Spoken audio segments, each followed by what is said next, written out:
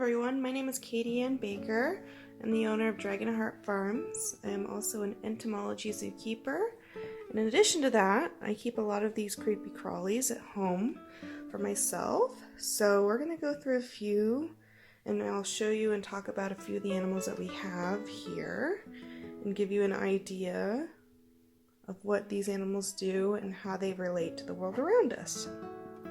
So we're going to open, these are all dried specimens, so they are no longer alive, so I don't have to be worried about being stung or anything. So our first one we have here is a scorpion. So this would be a female androgynous bicolor. They would originally be from the Middle East or Africa. You can see they quite have a big tail here. And there's their stinger. So these guys are quite venomous. Probably one of the most dangerous genuses out there. You can see how sharp that tilsum is in the end there. So they are an arachnid, just the same as a spider would be. So they have 8 legs, and they have 2 pinchers. You can see they also have 8 eyes. Let's see if I can get this to focus. So she has 2 eyes on the front there, and then she also has a set of eyes on the side. They're really, really small. I don't know if you can see them. I can get my pointer out. There's eyes on the side here and eyes on the side there. So there are 8 in total. So there's 1, 2, 3, 4, 5, 6, 7, 8. So there's 3 eyes on the side there and 2 eyes on the top. The smaller eyes are really difficult to see. So they don't really use their eyes to see the way we do as people. So their eyes are theoretically used to be able to tell the difference between night and day. So they would be able to tell when prime hunting is afoot and when to come out and when is not an appropriate time to come out. So they would typically hide under bits and pieces of log or rock, or if they're in the desert, they would just hide in a burrow somewhere. So it's an androgynous bicolor. Also have a male. This is the male androgynous bicolor next to the female. Same species, different size. So here we have a few different preserved specimens. There's those androgynous bicolors I was showing you before. And then we have a Hottentotta jayakari, and then an androgynous crossicata red color form. So these are all rare scorpion species. They come from the Middle East to Africa. They're very, very dangerous if they were alive. That's why they're preserved specimens, so that I can talk about them and teach you about them. I also have something else interesting here. So this is what we call a molt. So arthropods, which are bugs and the like, arachnids and insects, what they do to grow is they molt. So this is a molted exoskeleton. You can see that it's open at this front end here. This is where her head would be. So when this scorpion, in fact, I have that scorpion, she's right over here. When she decided she was going to get bigger, instead of growing, because they don't have bones like we do, what she did is she formed a new skeleton within this and then flipped over and crawled out from this opening. And then she just got a little bit bigger. So I can show you. That's about how small she is next to my finger, so you can see how big she is. So here is her enclosure. I don't stick my fingers in because that's not a very wise thing to do when you have a very venomous scorpion. So there's my big girl. She's quite a bit bigger than her molt. I'll put her molt side to side next to her so you can see the size difference. So she was about that big, and she got a little bit bigger. So she's a little bit hungry right now, so let's see we could feed her. I'll show you what that looks like. So over here we have what we use. So these are duvia cockroaches. We use them as feeders here. I can just pick one up with my fingers. We use them as feeders here for our other animals. So they're very, very nutritious for these arthropods. So let's see if she wants one. Nope, not feeling it today. You can see she has a nice new skeleton. Nice and dark black color. She's really a gorgeous specimen. She's a Parabuthus villosus black. There are two other color forms in the species. One is typical, which means it is black and orange, and another one called orange, and they're just pretty much straight. So these are very, very dangerous animals. Hence why I don't stick my fingers in here. You can see me when I work with these animals, I use tongs. So they could be very, very dangerous. You wouldn't want to see this kind of thing out in your neighborhood. So these guys come from the Middle East. All the ones that we have here from the Middle East and North Africa. All of which are almost incredibly dangerous, with the exception of the African flat rock, which we'll show you in a minute here. So here we have an African flat rock scorpion. This is the least dangerous scorpion in my inventory, or my collection here. She is still venomous. All arachnids are venomous, but venomous means there's a scale to it. So she is not as venomous as these specimens that I have here. These are quite incredibly dangerous animals when they were alive. She has the sting equivalent to that of a bee sting or wasp. So theoretically, people do handle these scorpions. She's a little grumpy, so she doesn't really care much for being handled. But you can see how thin her tail is in comparison to something like this. So they don't really like to use their stingers as much. She'd much rather use these mandibles or these claws. She'd much rather pinch me than sting me. So she is a female.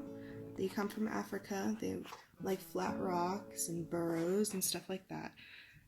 She's quite docile for a scorpion. She pretty much hangs out all day. They don't really do much. You can see she does have little hairs on her claws there, and that's just to be able to sense things around us, or around her. You can see she kind of feels that. So she's just hanging out. She'll probably get fed here in a little bit. You can see those two eyes on the top of her head, and then if you can see really, really closely, she has those 3 dots on the side of her face there. Those are eyes, so those are additional eyes. So they have 3 eyes on either side of them, and then 2 larger opticals on the top of their head, which they use to detect day and night. So they don't really see motion. Like, I can wave my hand over her and she won't really see much of it, but you can see the light difference. So she can tell whether or not it's day or night, and that's about it. So this is our Luris female. She's very, very jumpy, as you can see. And that typically becomes the more potent one of these scorpions are, typically the more skittish they are. So you saw that flat rock was very docile, whereas she's very skittish. She's just running around there.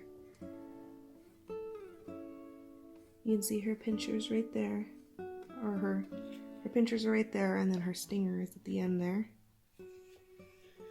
Very chunky little thing. You can see her eyes better on this specimen.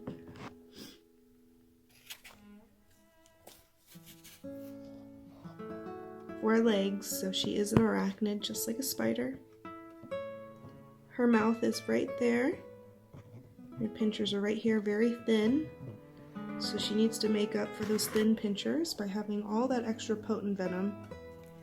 So because her pinchers are so thin, that definitely means that is nothing to mess with on the end there. So I have something really cool here to show you.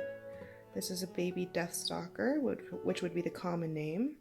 It's part of the Lururus genus, which was one of the most potent of any scorpion species out there. They come from the Middle East. You can see there's a molt there, like I taught you in the previous video or previous clip.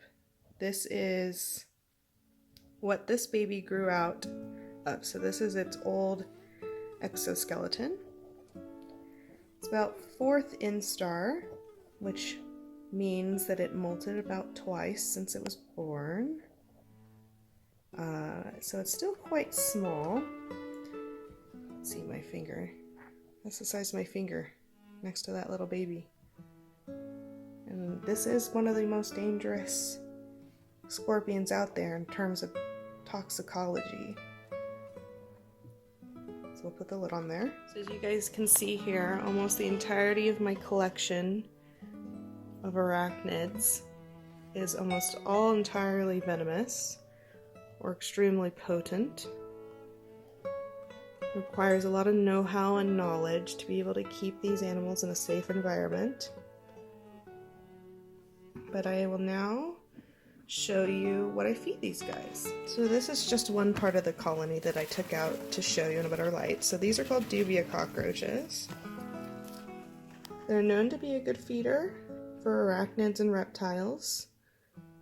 They're pretty harmless. They are not invasive by any means, so they're not going to invade your house and take over your house and give you diseases. They're mostly here to feed our other animals. They actually are quite clean. They groom themselves like cats. They are not arachnids, as most of the stuff in my collection is venomous arachnids. Instead, these guys are insects. They're still arthropods, like arachnids, but they have 6 legs instead of 8. So those are my females. Those are some adult females there. Let me grab a male. The males look quite different. They have wings, but they don't use them. They don't fly very well. And they can't walk on smooth surfaces either.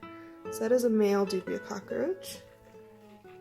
We keep a ratio of about 1 to 20 females to males, so we don't get overpopulated. And see, you can see there's come in all different sizes. Here's a tiny little one right here. This would be used to feed a small baby arachnid. So I keep them in a giant tub here, filled with cardboard and whatnot, and they get apples, oranges, bananas, fruits and veggies mostly, to be able to provide a great nutrition for the cockroaches and therefore our arachnids that we feed. Are the last arachnid that I'll show you, because I mostly have arachnids in my personal collection. Something I can't really take out. Really hard to see, but that right there is a wandering spider. So you might have heard of wandering spiders before. They are typically known for being very venomous and very dangerous. So this is a juvenile. It's not quite grown yet. It likes to hide on flat surfaces, so it likes to hide on the top of that bottle there. They are very quick. This isn't the most potent of the wandering spiders. That right is reserved for a Brazilian wandering spider. These guys are tiger wandering spider and orange wandering spiders, would be their common name. So these are juveniles. They're also called banana spiders because in South America, where bananas are imported from, you would typically find these on an imported batch of bananas. So you can see it's quite leggy. Typically males are a little bit more leggy than the females, so if I were to guess, I would say this one's a male, but still not quite full grown yet. You can see how little that mouth bit was. Very, very fast arboreal spiders. These guys get tiny crickets and tiny dubia cockroaches because they are so small in comparison to my hand. That's the big vial that they're in. So they require high humidity. So at the bottom there it's quite wet with moisture, so that they can be able to thrive in the humidity, because it's quite dry here in New Mexico for these guys. So those are some wandering spiders.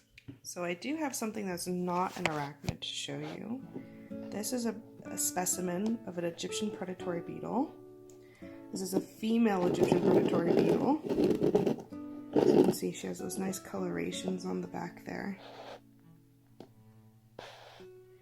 So these are a predatory form of beetles. That means they eat other bugs. You can see she kind of has really good mandibles on the head there.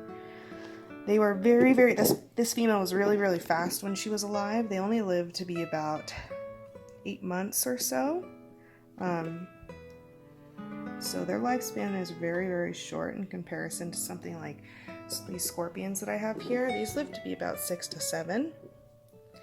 This girl only lived to be about 8 months. So she ate duvia cockroaches and crickets, and she also ate some desert scorpions that we had here. She'd actually flip over her prey and run around them and flip them over and run around them and flip them over, almost like a wolf pack would, to be able to uncover that weak spot that they would then use those giant mandibles to take out. So you can see her right there. So that is a female Egyptian predatory beetle. They are still an arthropod, just like everything I've shown you so far, except they are a beetle instead of an arachnid.